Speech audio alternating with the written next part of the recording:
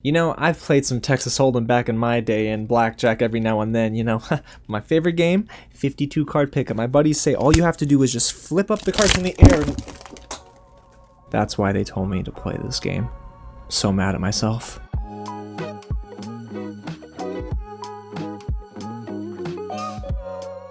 What's going on, you guys? James here with another real review, and today we're getting into my spoiler-free thoughts for The Card Counter. A huge thank you to Focus Features for giving me the chance to watch this early in theaters for review. Now, if you don't know much about the film, guys, let's dive into who's directing it, who's starring in it, and what the story is all about. It's directed by Paul Schrader, who also directed First Reformed, the film I really recommend, and he wrote the screenplay for Taxi Driver. Now, Paul Schrader's been in the game for a while, so he's done much more than that, but this guy definitely knows his way around a movie set. And the film is starring Oscar Isaac, Tiffany Haddish, and Sheridan. Also, a little-known guy like Willem Dafoe. My goodness, this cast blew me away on paper. I really was intrigued just because of the cast alone. But the story sounds pretty good on the surface too. It surrounds William Tell, an ex-military interrogator turned gambler who is haunted by the ghost of his past. Yes, that's ghost, plural. So guys, this movie does get a little heavy. Now before we dive into what I liked about the film and what I didn't like too much about this one, if it is your first time here at the channel, welcome to Real James, where we break down movies like this all the time, so you're not going to want to miss out. Go ahead and hit the big red button below, subscribe to the channel, and tap on that bell, y'all. And also hit the thumbs up button if you're a fan of this cast too.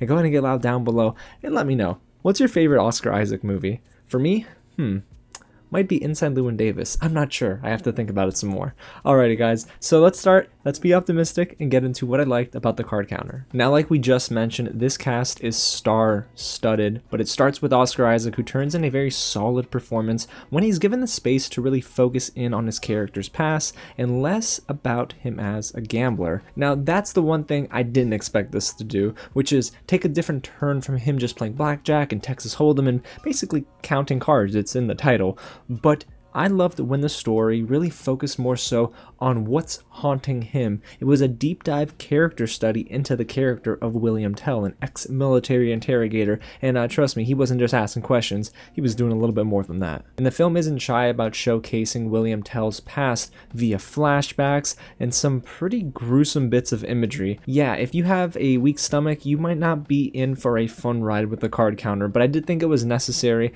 and I do love the fact that the story never really kind of forces it into the plot. Instead, it kind of weaves its way into the script pretty nicely. And it's funny because when we do see Oscar Isaac sitting at a poker table, immediately I thought, oh my gosh, is this going to be another 21 just with a more serious tone? So yes and no. And the reason I say that is because there are some moments where you start to think, okay, this is definitely going to be diving in to William Tell on this World Series of Poker tour with La Linda, who's played by Tiffany Haddish, and she's his staker. Basically, she gives him a ton of money and props him up, and eventually, well, things happen. But what I will say is that I thought the film would have had a better time playing around with William Tell at the poker table if they would have just really let him have at it with this antagonist who is Mr. USA. He's going around, he's not even American, he's Ukrainian, and he's just basically parodying the USA itself. He's making a mockery of the country. So I do think that if the story instead let William Tell really just showcase his talents on the poker table for a full game, because there are many times we don't even see the cards he has,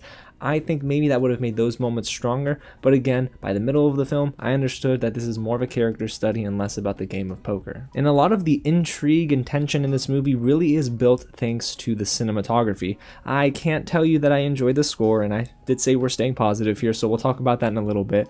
But the cinematography here was unique, and I really love the fact that Paul Schrader employs this very different camera angle when we get these interrogation scenes, these flashbacks to William Tell's life in the military, and I loved it. It looked, one, very zany, and two, I didn't know what to focus on because we were getting such a wide angle with what looked to be some sort of inverted middle of the screen, and it looked really different, and I thought that was something that was going for the film in terms of it being very different from my expectations, and it wasn't anything like I had anticipated. And honestly, there are some moments where it's very tense and the camera just slowly gets closer to Oscar Isaac's face, and one of those scenes is probably my favorite in the film, where Oscar Isaac's explaining to Sheridan about the horrors of being in the military and of course interrogating people against their will, and well, let's just say it was a pretty graphic description of what Oscar Isaac's character had to go through, but luckily it was made so great because of Oscar Isaac. So again, he leads the pack here and he does a great job, the best job in the film,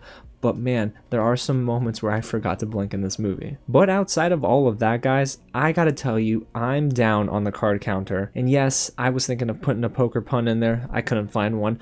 But guys, I just couldn't tell you. I walked out of that theater feeling satisfied. And unfortunately, the card counter falls short of the mark because it presents some decent ideas and it never really follows through all the way for me. And that ending, oh boy, that ending. But again, spoiler-free review, so we're not talking about that. Let's dive into the first negative I do have about this film, and that really does come down to the conversations. No matter what, when anyone is talking to Oscar Isaac or when Oscar Isaac's talking to them, it just feels like everything is very robotic in nature. You start to see that a lot with Ty Sheridan's character, whose name is Kirk with a C, and trust me, the film lets you know that. But he is the son of a military general who committed suicide, so he has some baggage that he's carrying with him. And throughout the film, you could start to see William Tell take some sort of interest in this character, and I thought that they were really building towards something there.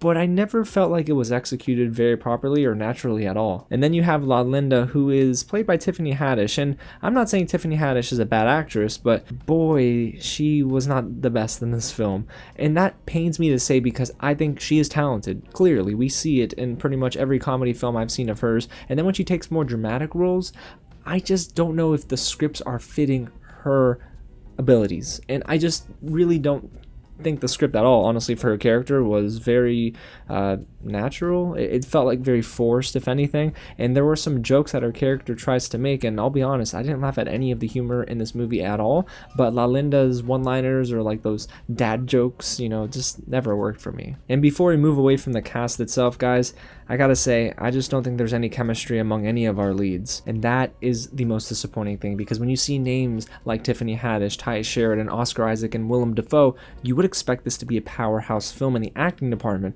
and while all of them have the potential to really make a bad movie great, I just don't think enough of them had chemistry. For me, Willem Dafoe felt like he shot all of his scenes in 2 days, and Oscar Isaac was head and shoulders above everyone else, and it felt like everyone else was trying to then kind of rise up to his level, but instead, it just never felt like anything gelled. So what that eventually results in is just a very clunky film where we're going from scene to scene, conversation to conversation, and I'm not feeling impacted at all. And yes, I know that this movie is more so about the character of William Tell and not so much about gambling, but man, Paul Schrader is probably one of the only directors to make a poker game, a high-stakes Texas Hold'em poker game, boring. Oscar Isaac's awesome voiceovers, though, explaining blackjack and Texas Hold'em kept me afloat, but man, oh man, when this film continues to get out of that first act and we get into the middle of the movie, I just didn't feel like I gravitated towards any of the poker games. Honestly, I would have been fine if he played most of his poker in the first act and they just really strayed away from that in the second half of the film, but that wasn't the case. They do try to force us into these situations with William Tell playing during the World Series of Poker circuits, but nope, that didn't work. And technically, there's a huge issue when it comes to the film's motivations for each character, the story structure, and even the narrative. They were all big misses for me. Now, the word boring is, well, boring. It's very lazy to use, but I'll be honest, that might be the best adjective to describe how I felt during the last chunk of this film. Instead of me feeling like I was really into the story and thinking, oh my gosh, what's going to happen next? Instead, I kind of kept looking at my watch and thinking, ugh, this is a very long, nearly 2 hours? So I should not have felt that length. I honestly should not have been looking at my watch anyway, especially considering what was happening on screen, but what was happening on screen never translated to me as an audience member. And before we get into my overall thoughts, if you've seen the movie by now, we gotta talk about this score. Y'all, this score is not very good. There's this weird gasping track that's happening within the instrumentals themselves, and I'm guessing that's supposed to add some sort of dramatic appeal, but it's entirely distracting. And every time I was getting into a scene and then I hear in the background, I'm like, bruh, relax, it ain't that serious right now. Just give us instrumentals, compose a score without needing gasping audio tracks in the background. It totally took me out of the movie. So overall, you guys, even though the card counter isn't the film I thought it was, it ended up not being a very solid film by the end anyway. I really wanted to love this movie because I came into it honestly floored by the cast that they had here. This seemed like such a perfect pairing and a grouping, but unfortunately, it was so underwhelming for me. There's a lot that the story tries to juggle here between William Tell, his past, him playing poker, this kid named Kirk who has a very, very bad past, and then you have Tiffany Haddish who's thrown into the mix as well, but it doesn't really balance any of these elements very well. And that's incredibly surprising for me because director Paul Schrader really understands how to write a layered story, and he can really direct the heck out of a film. Go watch First Reformed.